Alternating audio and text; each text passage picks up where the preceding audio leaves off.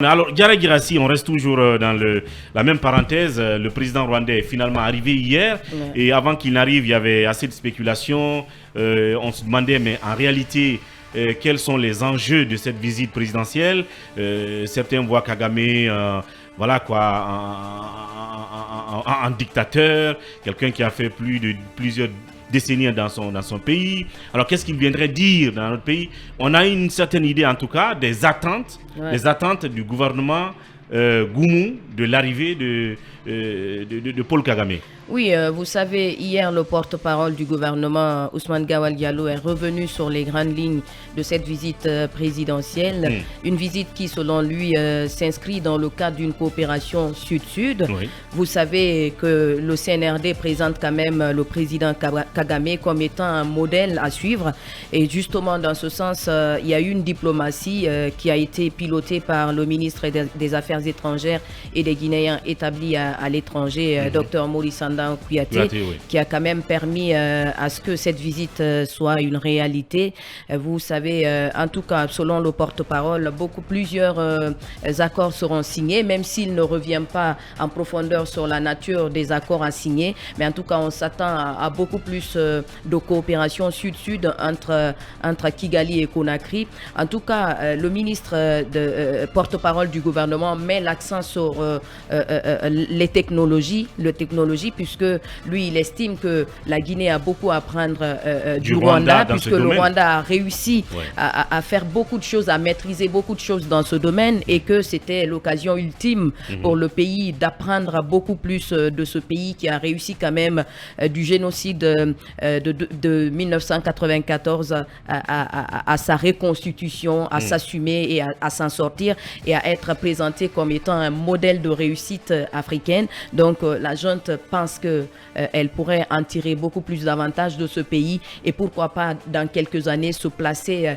sur la première ligne en ce qui concerne les technologies. Et je pense que c'est quelque chose quand même de grand, puisque aujourd'hui vous savez que la technologie est très avancée. Il faut quand même se mettre à niveau, se mettre au même niveau que les autres pays, puisque nous partons à un rythme. Si un pays ne maîtrise pas les technologies, ça pourrait quand même enfreindre en grande partie son développement. Absolument. Et je pense qu'aujourd'hui, la Guinée est en train de jouer carte sur table pour pouvoir favoriser ce développement.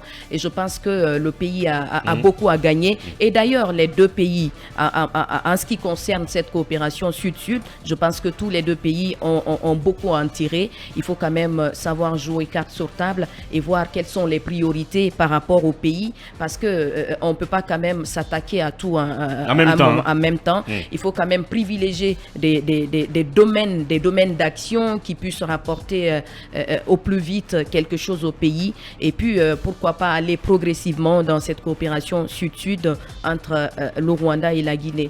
Autrement, ça s'appelle la globalisation par les Sud. Mamadou Dian Baldé, en tout cas, a écouté le porte-parole du gouvernement.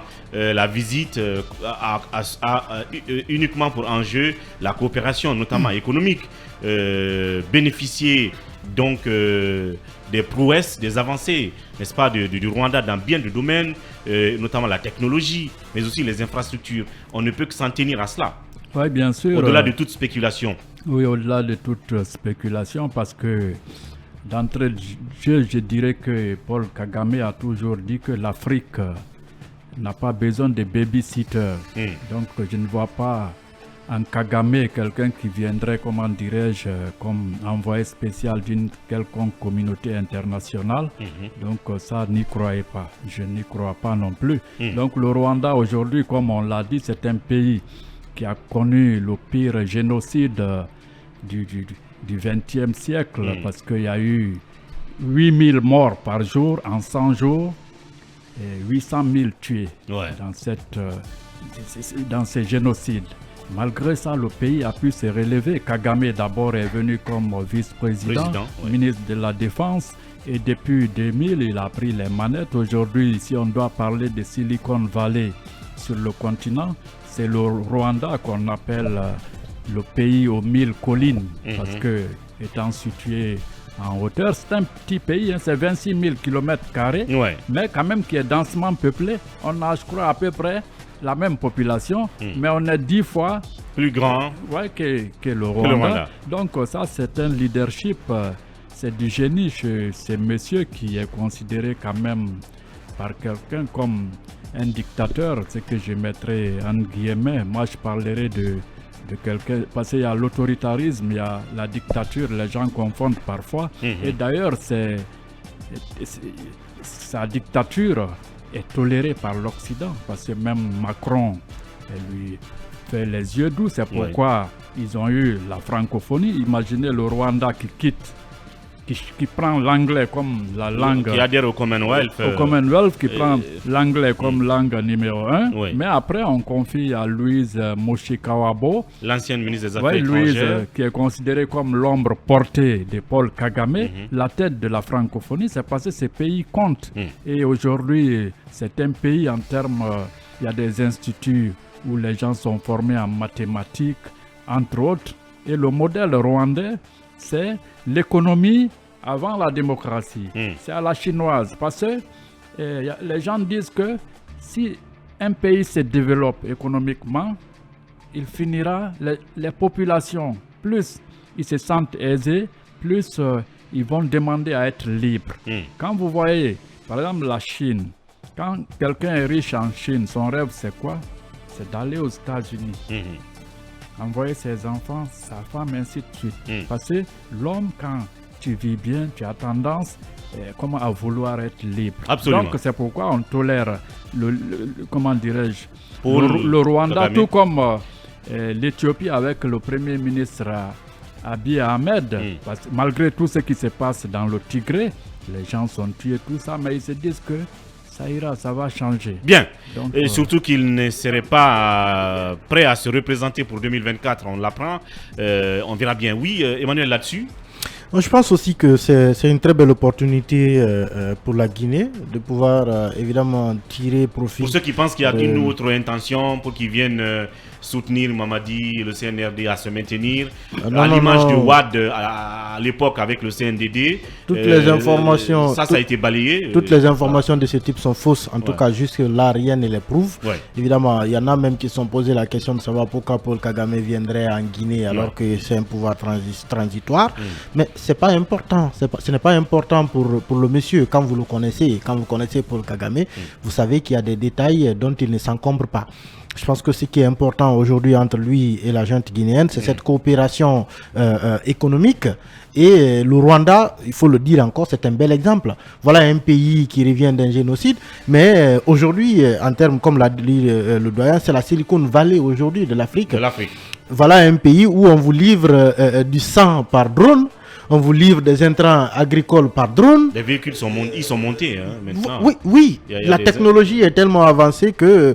Vous voyez ici pratiquement qu'est-ce que les gens font quand on a besoin d'une poche de sang. Il faut chercher quelqu'un qui vient à l'hôpital, on lui pompe du sang. Mais au Rwanda, il faut en acheter. Au Rwanda aujourd'hui, ici par exemple, vous cherchez du sang en Guinée, à Conakry, vous n'en trouvez pas et qu'il y en a à Kindia, ben on monte ça sur un drone et puis le drone vous livre ça. Ça fonctionne comme ça. Vous avez besoin d'engrais à Cancan, le trajet peut être trop long, on monte ça sur un drone et puis on vous livre ça. C'est un pays aujourd'hui qui a suffisamment avancé. Dans la technologie. Dont la Guinée peut tirer profit, surtout en termes de leadership. Paul Kagame, on peut dire de lui tout ce que l'on veut, mais en attendant, les Rwandais sont plus... Il y a le volet lutte contre la corruption. Oui, justement, qui est aussi très important dans son pays, la bonne gouvernance qu'il a renforcée. Donc, on peut dire de lui tout ce que l'on veut, même si on dit que nous, on est peut-être un pays démocratique et que le Rwanda est un pays sous dictature, mais les Rwandais sont plus heureux que les Guinéens. En tout cas, plus développés. Les Rwandais vivent mieux que les Guinéens sur le plan économique. Alors, il faut faire la comparaison entre cette dictature et cette démocratie que nous avons. Je pense qu'il y a du bon à tirer de cette coopération. Paul Kagame, il en apportera beaucoup à la Guinée. Bien. Et évidemment, il ne faut pas regarder tout sous le mauvais sens. Il faut tirer la bonne partie des choses. Voilà. Oui, Lincoln. Bon, le Rwanda, la Guinée, l'Éthiopie, on n'a pas les mêmes histoires. pour ce qui s'est Oui, passé. mais tu insistes toujours là-dessus. Oui, bien sûr. Non, c'est pour. Mais on a les mêmes objectifs, c'est se développer. On n'a pas les mêmes histoires. On a les mêmes objectifs. Oui, vous avez demandé, écoutez-moi. Ils ont une histoire plus douloureuse. Voilà, une histoire douloureuse. Donc, s'ils n'aiment pas la démocratie, nous, on veut la démocratie. C'est ce que je vais dire. Mais les objectifs du 21e siècle, c'est le développement. Oui, peu importe. Aujourd'hui, on parle de la globalisation par les Sud. On n'a pas les mêmes visions. Ce que le Rwanda a vécu dans leur histoire, la Guinée ne l'a pas vécu. On n'a pas les mêmes aspirations. Nous, au plan économique, on prétend à la démocratie. Ça, il faut aussi le souligner. À la pauvreté. Parce qu'avec Paul Kagame, on peut commencer bien, mais ne pas terminer bien. C'est un homme imprévisible. Non, mais comment? Entre griffes. Mais quelque chose n'a pas marché. Géographiquement, on est assez loin de lui. Quelque chose n'a pas marché. Qu'est-ce qui n'a pas marché? Il y a eu des bouts protocolaires. Je pense que Ibrahim va montrer les photos. Mais c'est une fois de plus encore interpellé le colonel. Oui, quel le protocole. Non, Lincoln. Oui, Emma, vous n'avez pas compris. Non, attention, vous n'avez pas compris. C'est pas une bourde, ça. Emma. C'est pas une bourde. Oui, on a vu cette photo circuler. Oui, non, il faut faire attention. Mais vous allez droit au mur, Lincoln. Ce n'est pas une bourde. Regardez, j'ai vu cette image, j'ai vu le tollé que ça suffit sur les réseaux sociaux. Mais ce n'est pas une erreur. Mais c'est moi qui ai évoqué. Laisse-moi parler. Alors, on va le laisser donner je vais l'empêcher de se casser la tête. Il va se casser la tête, Lincoln. On va le laisser terminer. Et puis on y va. C'est moi qui l'ai évoqué. Va au mur. Moi, je ne vais pas au mur. Je suis pas le protocole. Vas-y, Lincoln. Mais il faut faire comprendre aux populations. Parce qu'aujourd'hui, ça fait des tollés sur les réseaux sociaux. Les gens ne comprennent pas. Alors, si on ne comprend pas, les deux pupitres, alors. Il faut nous. Vous parlez des deux pupitres. D'abord, les deux pupitres. Oui. Tout porte son excellence Paul Kagame. Et moi, personnellement, je ne comprends pas. Est-ce que protocolairement, c'est. Mais je peux vous expliquer, Lincoln. Oui, moi, je peux vous expliquer. Emma, tu vas expliquer aux gens qui n'ont pas compris. Non, mais laisse-moi d'abord évoquer. Quand tu n'as pas compris, tu risques de les induire encore plus en erreur. On va le laisser évoquer. Tu n'en as pas parlé. Vas-y. C'est moi qui ai évoqué parce que c'est aujourd'hui préoccupant pour les citoyens. Allez-y. Quand on évoque, on voit deux pupitres qui portent son excellence, M. Paul Kagame. Bien. Monsieur le protocole Emma va nous expliquer pourquoi. Deuxièmement, moi c'est par rapport à l'emplacement du drapeau. Vous avez vu la position du chef d'État. Je vois en Occident, même dans les visites officielles, chaque chef d'État est devant son drapeau. On voit Kagame qui a son drapeau, mais on ne voit pas celui de la Guinée. Du côté du président, quand même, oui, non, je parle du vrai drapeau, pas le dessin. Emma, il faut bien voir. Voir un peu la position. En fanion, en fait. En fanion, je ne parle pas du dessin. Loma, et pourquoi pour la Guinée. Cela, ça suscite beaucoup d'interrogations, puisque dans aucune visite, moi je n'ai assisté pratiquement à ça. C'est l'incompréhension de la plupart des citoyens. J'ai comme l'impression qu'on a eu deux Paul Kagame en Guinée hier. Emma, pourquoi, monsieur le protocole? Oui, il faut remettre les choses dans leur contexte. Moi, j'ai dit que je ne parle pas en tant que protocole, mais c'est parce que c'est des choses aussi qu'on a vues sous d'autres cieux. Et il faut expliquer aux gens pour qu'ils comprennent. Ce n'est pas une erreur. C'est pourquoi je disais à Lincoln, je peux lui expliquer s'il n'a pas compris. Ce n'est pas du tout une erreur. Quand vous regardez ce qui est écrit, visite officielle, son excellence Paul Kagame. Alors, il ne s'agit pas ici d'une écriture qui indique la personne qui est arrêtée derrière le pupitre, mais c'est une écriture qui indique plutôt l'objet de la conférence, de la conférence en question. Ça se passe quand Emmanuel Macron vous reçoit à Paris. On écrit par exemple Macron qui reçoit Alpha Condé. On met visite officielle, professeur Alpha Condé. Même là où Macron est arrêté, c'est ce qui va pour sortir. Mais en tout cas, une chose est claire, c'est que ça porte sur l'objet de la rencontre et non sur les noms des personnes qui parlent. C'est pourquoi quand vous regardez, en haut, c'est écrit, c'est pas très visible, mais c'est écrit visite officielle. C'est déjà là-bas. Et la visite officielle en question, c'est celle de Kagame, c'est pas Mamadi Doumbouya qui a une visite officielle. Et le Donc son nom n'a pas besoin d'apparaître. Pour le drapeau, vous regardez, moi je me dis que c'est la photo qui a été mal prise. C'est comme ça que je vois. La photo a été mal prise. On n'a pas sorti le drapeau. Mais ce n'est pas une erreur protocolaire. Vous voyez déjà derrière Kagame le drapeau rwandais, derrière Doumbouya le drapeau guinéen. Alors vous pouvez voir, imaginez que dans la suite logique de la photo, il y a évidemment forcément le drapeau guinéen. Je me dis que la photo n'a pas cadré pour sortir les deux drapeaux. Mais attention, cette image, j'ai vu le tollé que ça a provoqué. Il n'y a aucune erreur ici, à part peut-être que la photo qui est mal cadrée à mon sens. Même quand vous regardez le pupitre de Mamadi Doumbouya, il ne sort pas totalement. Donc ça veut dire qu'il y a une partie de la photo qui est coupée là. Vous voyez le drapeau à la fin, il ne sort pas totalement. Donc les gens, ça veut dire qu'il y a une partie qui est coupée. On est parti dans un c'est un faux débat. C'est comme ça que ça se fait partout. Allez regarder même les visites d'Emmanuel Macron, même Joe Biden ou Barack Obama, c'est la même chose. Alors oui, c'est diplomatique, c'est protocolaire, c'est correct. Allez, Mamadou Yaya Baldé, avant qu'on ne vérifie tout ça, on pourrait même appeler quelqu'un du protocole de la République pour nous expliquer tout ceci. Évidemment, on avait commencé à expliquer ce genre de petites choses dans l'émission Nord-Sud, le sens de chaque geste protocolaire. Alors oui, Mamadou Yaya Baldé, autrement, l'angle politique de la visite, parce que entre-temps, je crois 2 fois de suite au moins, il y a eu un petit décalage sur l'arrivée de Paul Kagame. Et il est passé en Guinée-Bissau. Oui. Et on sait que le président de la Guinée-Bissau, c'est le président en exercice de la CEDEAO. Est-ce qu'on peut imaginer que les deux ont dû échanger sur la situation en Guinée et que le président en exercice de la CEDEAO lui a confié peut-être des messages pour Mamadi Doumbouya entre-temps?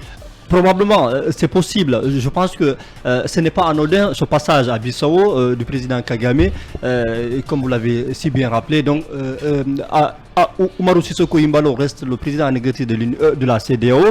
Donc, s'il passe par Bissau pour avoir des éléments de langage, parce qu'on sait, en Guinée, il vient trouver des militaires.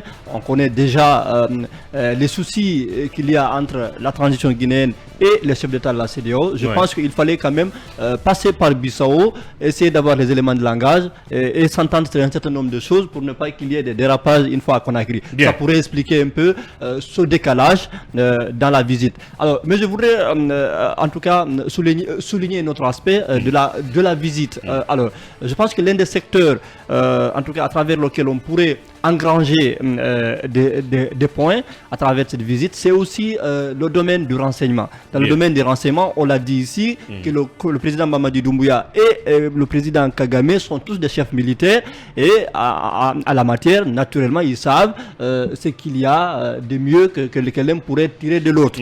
Je pense que cela est extrêmement important et d'autant plus que Kagame également, je pense que c'est un homme assez introduit au niveau des lobbies internationaux. Je pense que c'est le seul président africain qui est déjà introduit au niveau du lobby juif américain, AIPAC.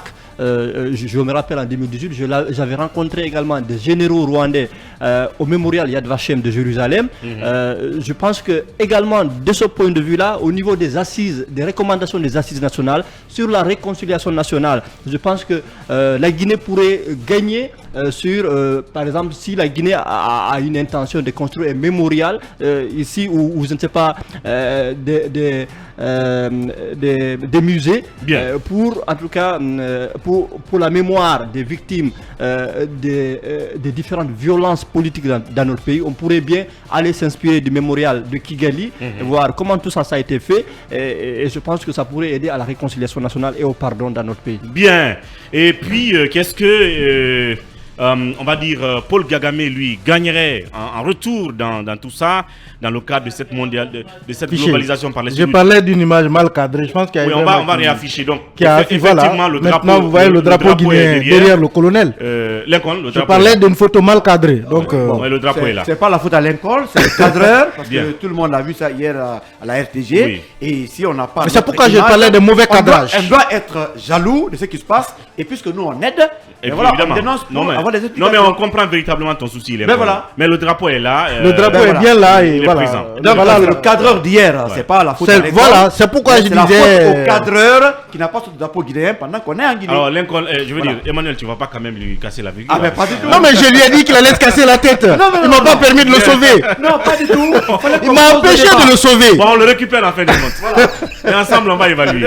On va évoluer. Alors je disais, je sais pas qu'est-ce qu'il gagnerait dans tout ça, parce que Talibé parlait de l'affaire d'or hier. Est-ce que Paul Kagame va mettre sur la table sa demande pour l'or guinéenne qu'on pourrait donc transporter et vendre notamment au Rwanda, ce qui pourrait donc faire une sorte de, si vous voulez, de coopération gagnant-gagnant pour les deux pays, puisque lui, il a une industrie de transformation d'or, oui, il vient là-dessus. Je disais que les États, c'est le pragmatisme. Absolument. Donc tu me donnes, je te donne. Ouais. Voilà, c'est pas des enfants de cœur tout ça. Donc le Rwanda aussi, certainement, viserait quelque chose de la part de la Guinée, parce que notre pays, la Guinée, nous avons énormément de ressources. C'est un pays déjà dans les années 60, le président congolais de Brazzaville, par exemple, voulait construire des raffineries chez lui.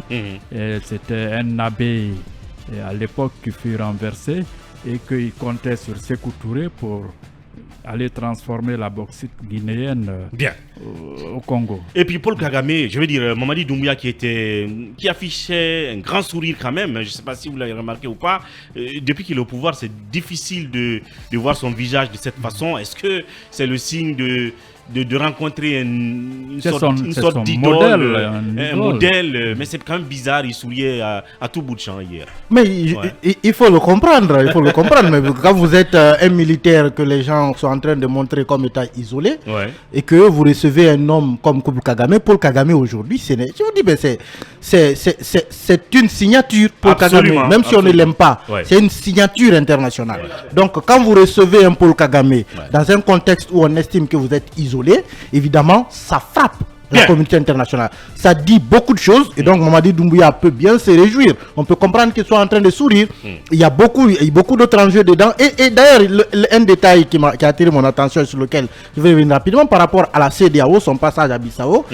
Test de sources sûres, c'est que ça n'a aucun rapport avec la Guinée. Bien. Ambalo reçoit Paul Kagame en tant que président de la CEDEAO, mais aussi en tant qu'ami, parce que Ambalo et Kagame ont des relations. Mais on ne peut on ne peut tout de même pas jurer que Ambalo ne lui ait rien dit. Évidemment que le président en exercice de la CEDEAO évidemment que le président en exercice de la CEDEAO va évoquer les questions de la CEDEAO avec un président comme Paul Kagame. Mais d'autres sources aussi m'informent qu'aujourd'hui, le cas guinéen, en tout cas aux yeux de Paul Kagame, ça n'a rien d'important. Le doyen l'a bien dit, Kagame ne jouerait pas le rôle d'un envoyé spécial ou de qui que ce soit pour un pays africain. D'ailleurs, j'apprends que depuis déjà plusieurs semaines, plusieurs mois, Bissau appelle pratiquement tous les jours pour tenter de rapprocher Conakry. Voilà ce qu'on pouvait dire donc sur cette visite de Kagame en Guinée. Et ce soir, sans doute, nous aurons un peu plus d'informations sur ce qui aura été donc conclu entre les deux parties en termes de collaboration, de partenariat, sans doute suite à un communiqué conjoint comme cela se voit d'habitude. Le temps pour nous d'observer cette petite virgule, on revient.